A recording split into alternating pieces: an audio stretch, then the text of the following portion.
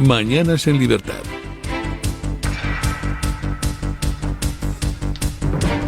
En Venezuela, la oposición ya ha hecho públicas el 81% de las actas electorales, constatando una apabullante victoria a favor del candidato Edmundo González con el 67% de la votación, frente al 30% conseguido por Nicolás Maduro.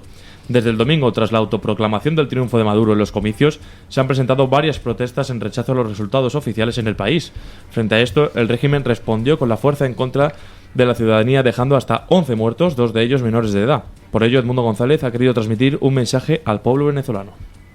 Venezolanas y venezolanos, mi solidaridad está con el pueblo ante su justificada indignación. Lamentablemente, en las últimas horas tenemos reportes de personas fallecidas, decenas de heridos y detenidos. A las fuerzas de seguridad y a nuestra Fuerza Armada los instamos a respetar la voluntad de los venezolanos expresada el 28 de julio y detener la represión de manifestaciones pacíficas. Ustedes saben lo que pasó el domingo. Cumplan con su juramento.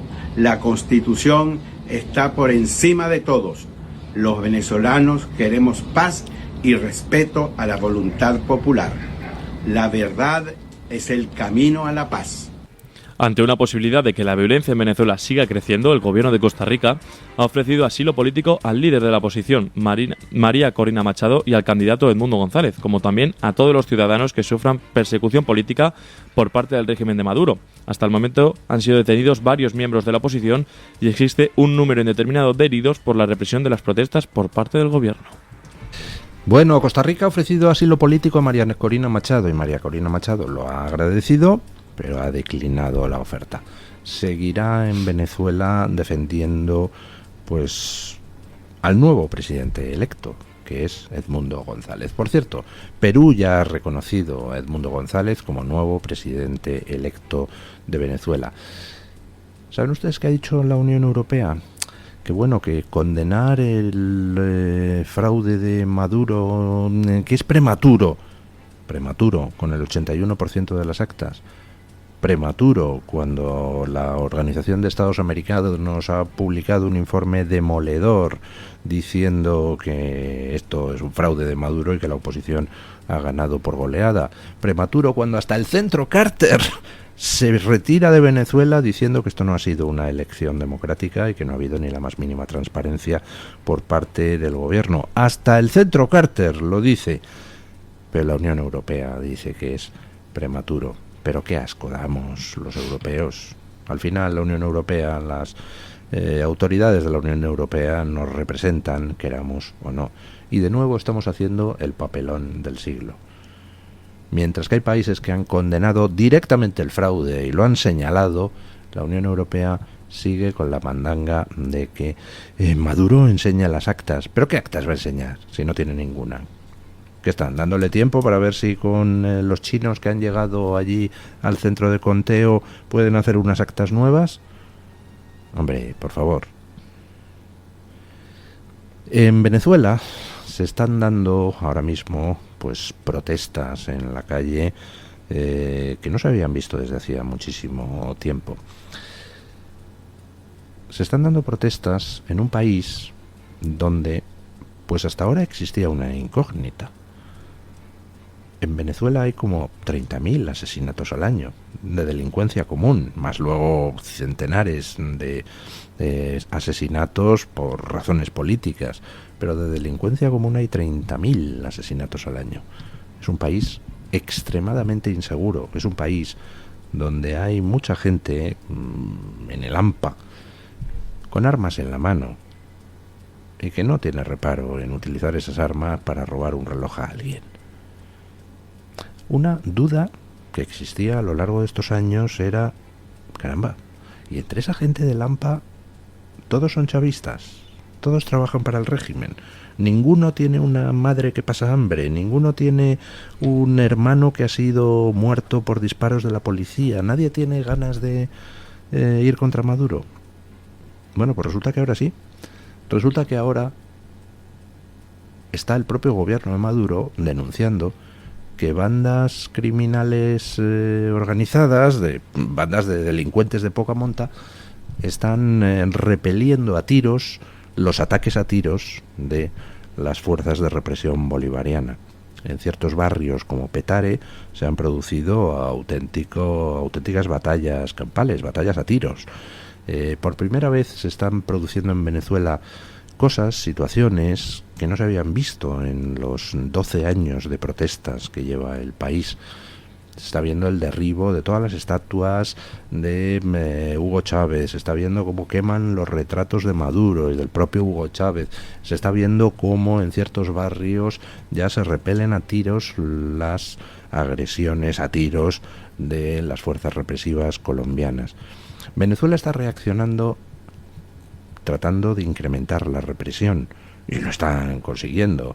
O sea, ya hay más de 1.000 detenidos, 750 reconocidos por la Fiscalía venezolana, 11 muertos, 2 de ellos menores, dirigentes de la oposición que han sido sacados de sus casas, por ejemplo Freddy Superlano, dirigentes de la oposición que han tenido que buscar refugio en embajadas ante la amenaza del régimen. El régimen ha dado orden de detener a María Corina Machado, que sin embargo ha dicho que ella del país no se va y que ella no tiene nada que dialogar más que el traspaso de poderes.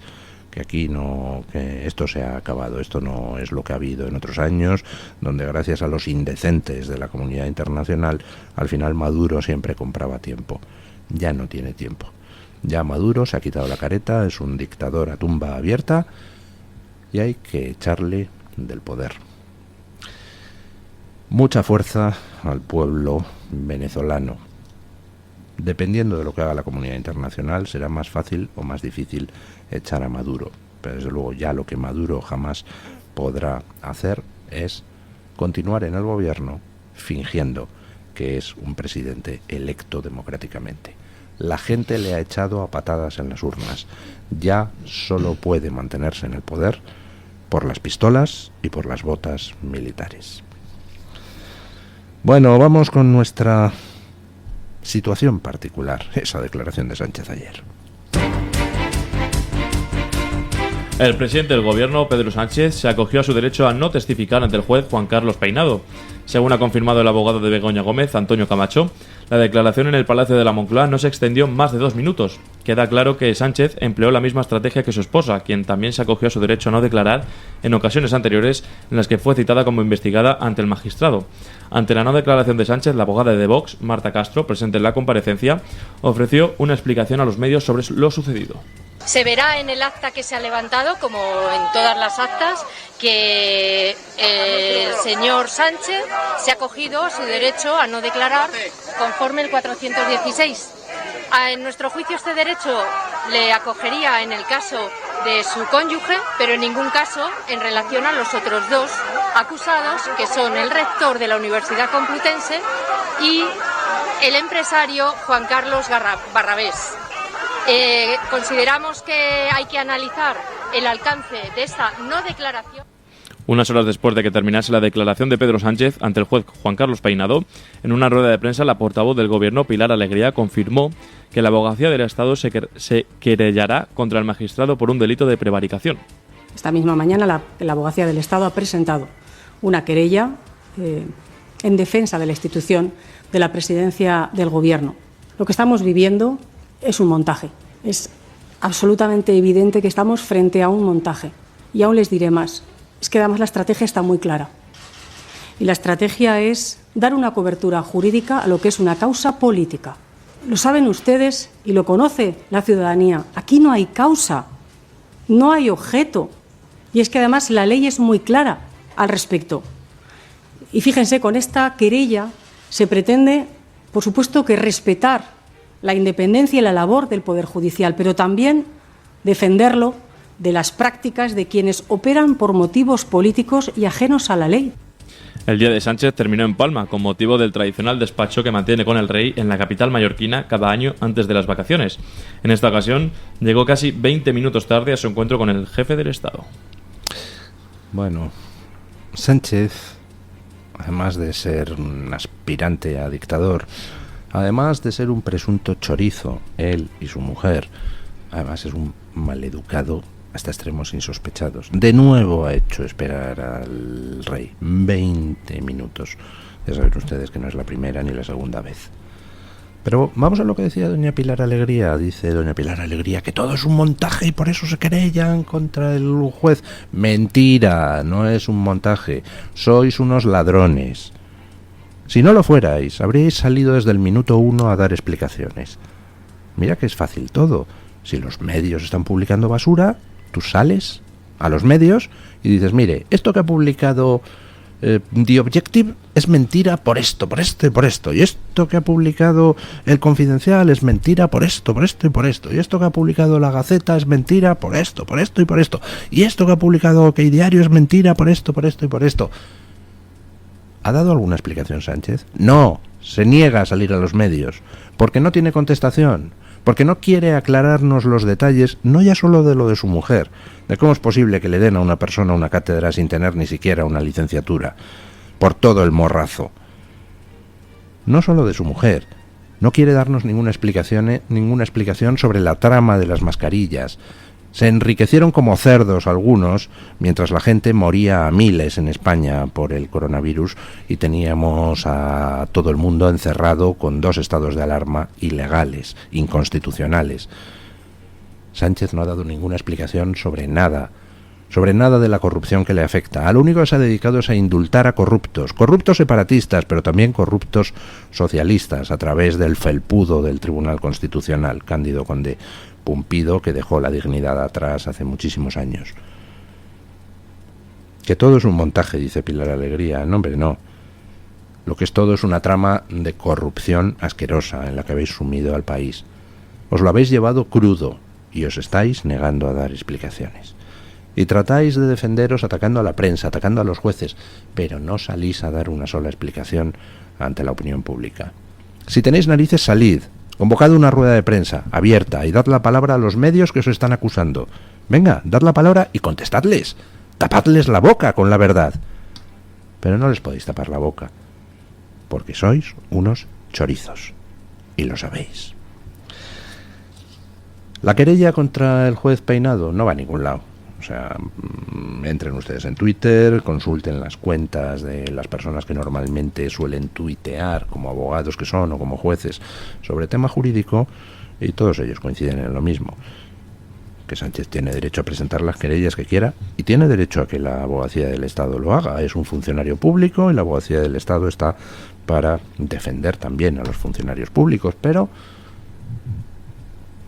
no va a ningún sitio, porque el juez no ha cometido ninguna prevaricación. Se podrá estar de acuerdo con la decisión del juez o no, pero lo que no se puede decir es que la decisión del juez de que Sánchez declare oralmente pues no tiene argumentos jurídicos buenos. Claro que los tiene, por supuesto. Por eso existe en la ley esa posibilidad de que en ciertos casos declara por escrito un presidente de gobierno y en ciertos casos declara oralmente.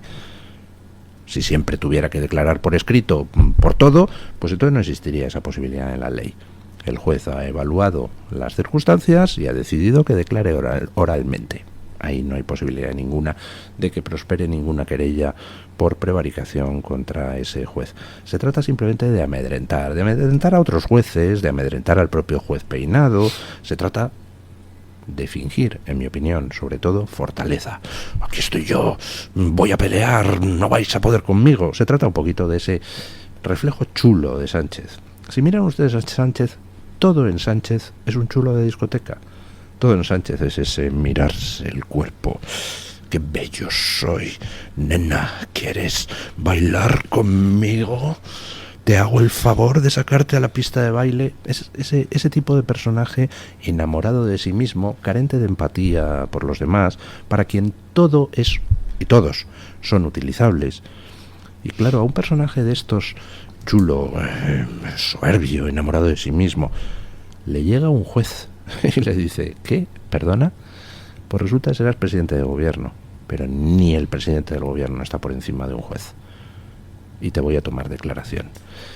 Me imagino que Sánchez estaría por dentro reconcomiéndose, diciendo: pero este hijo de mala madre, ¿cómo se atreve aquí a sentarme y a interrogarme, ¿no?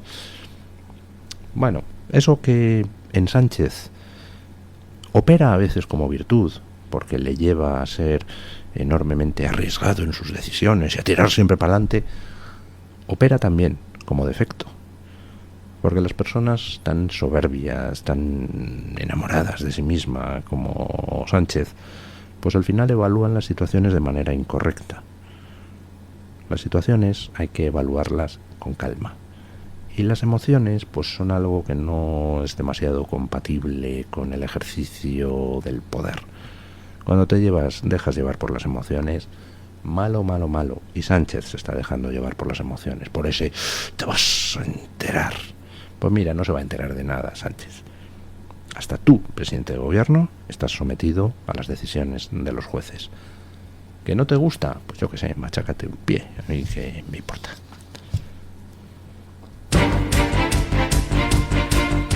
Vox solicitó al Congreso de los Diputados una copia de la documentación previa y necesaria para que la Abogacía del Estado se querelle contra el juez Peinado.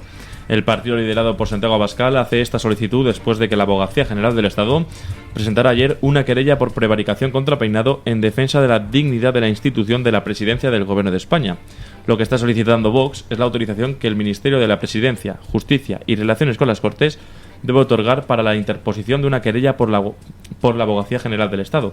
Al mismo tiempo, también solicitan el informe previo de la Dirección General del Contencioso exigido por el artículo 31 del Real Decreto 649/2023. Muy buena jugada de Vox. Aquí parece que da la sensación de que Sánchez, llevado de su rabia, ha dicho: pues me querellen al juez Peinado, ¿verdad? Bueno, pues resulta que la Abogacía del Estado no puede coger y de repente recibir una orden de Sánchez y que quiere una querella para dentro de 3 horas. Vale, pues usted la tiene, señor. Ni siquiera aunque cojan a un abogado del Estado felpudo dispuesto a obedecer órdenes. No. Estamos en un Estado de Derecho que cuenta con una estructura administrativa y unas leyes que regulan los procedimientos administrativos. Para poder presentar una querella de la Abogacía del Estado contra el juez Peinado, tiene que haber habido antes todo un procedimiento. Alguien ha tenido que instar a la Abogacía del Estado a presentar esa querella, alguien ha tenido que solicitárselo, la Abogacía del Estado ha tenido que hacer sus deberes abriendo un expediente y analizando la viabilidad o no viabilidad y explicando en un documento los motivos por los cuales se considera viable o cuáles son las líneas de defensa del asunto. Tiene que haber todo un papeleo administrativo detrás. Y Vox lo que ha hecho ha sido decir: sí, que la Abogacía del Estado se ha querellado contra Peinado, por favor, entréguenme todo el expediente administrativo que ha terminado derivando en esa querella. Y vamos a ver quién ha participado, quién ha ordenado la querella, en qué argumentos se ha basado la Abogacía del Estado para considerar que era una buena idea algo que es una querella estúpida, según todos los expertos en derecho. Vamos a ver quién se ha pringado en el asunto, ¿no? ¿Sánchez quiere guerra? Pues guerra tendrá. En fin, para eso está la oposición, cuando quiere ejercer de oposición. Atentos a esta noticia, porque resulta muy curiosa la temporización. Macron da un giro a la política francesa y apoya la soberanía marroquí sobre el Sáhara. El presidente de la República Francesa lo hizo oficial mediante una carta enviada al rey de Marruecos, Mohamed VI, donde expresaba que el presente y el futuro del Sáhara Occidental se encuadran en el marco de la soberanía marroquí. Macron considera que este plan constituye en adelante la única base para alcanzar una solución política justa, sostenible y negociada de conformidad con las resoluciones del Consejo de Seguridad de las Naciones Unidas. Esto supone un duro golpe para el partido político Frente Polisario, que durante décadas ha reivindicado ser el representante legítimo del pueblo autóctono saharaui. Y es que Mohamed Sidati, del partido Frente Polisario, acusó a Francia de actuar en contra de la legalidad internacional y de respaldar el expansionismo marroquí en un momento en que su influencia disminuye en toda África. Bueno, interesantísima la temporización. ¿Por qué ahora, Macron? ¿Por qué de repente Francia da un giro copernicano? a su política exterior y de repente pasa a darle la razón a Marruecos cuando estaba en lo contrario. Argelia ha reaccionado retirando a su embajador en Francia. ¿Por qué hace este giro Macron? Y lo hace en mitad de las Olimpiadas, cuando el propio Macron había dicho que durante el periodo de las Olimpiadas su actuación iba a ser neutra políticamente. ¿Y metes un giro a la política exterior francesa? Ojo, fíjense, al estilo Sánchez, sin consultar a nadie. ¿Quién ha decidido eso, querido Macron? ¿Has consultado a la Asamblea Nacional Francesa? Yo pregunto, ¿se está Macron trabajando un acomodo para cuando deje la presidencia francesa? Porque aquí al final me parece que todo va de lo mismo, en los giros de Sánchez y en los giros de Macron y en las actividades delictivas de eurodiputados socialistas a los que Marruecos compraba directamente, el famoso Morocco Gate mezclado con el Qatar Gate. Caramba, con el petróleo que se está extrayendo al lado mismo de las aguas Canarias por parte de Marruecos, parece que se pueden hacer muchas cosas, ¿verdad? Bueno, vamos a ver con doña Rebeca Crespo qué tenemos hoy en la Gaceta de portada. Buenos días, doña Rebeca. ¿Qué tal? Muy buenos días, don Luis, y feliz miércoles para todos los oyentes de Mañanas en Libertad. Este miércoles en Gaceta.es nos trasladamos a Alemania, porque ¿qué ha pasado estos últimos 4 años en este país para que las violaciones hayan aumentado un 169% y los homicidios un 110%? Pues oficialmente igual el motivo no se puede decir, pero tal y como nos cuenta Carlos Esteban, la realidad es ya inocultable en Alemania. La tasa de criminalidad entre los norteafricanos se está disparando. Carlos Esteban nos da todos los detalles sobre este asunto. En el ámbito internacional también nos centramos en Estados Unidos y cómo el liderazgo de Kamala Harris de momento hace bastantes aguas. Ichu Díaz hace un repaso de lo que están comentando los medios de comunicación estadounidenses sobre la hasta ahora vicepresidente de Estados Unidos y cómo el frente mediático demócrata, que se ha quedado sin candidato, está empezando ya a trabajar para construir a contrarreloj a una nueva Kamala Harris, que llegó en su día a la actualidad política como una estrella, pero de que desde hace años trataban de ocultar porque consideraban que le restaba votos a Joe Biden. Hablamos también, seguimos muy pendientes de todo lo que está pasando en Venezuela. Diosdado Cabello ha amenazado con cárcel a María Corina Machado, ha dicho que van a ir detenidos. Y también sabemos que la Fiscalía de Venezuela ha confirmado la detención de casi 750 personas durante las protestas opositoras. Seguimos al detalle todo lo que está pasando en este país. Como siempre recomiendo a los oyentes las columnas de opinión que este miércoles están firmadas por Hughes, Enrique García Máiquez y Miquel Jiménez. Muchísimas gracias, don Luis, y feliz miércoles para todos. Gracias, doña Rebeca.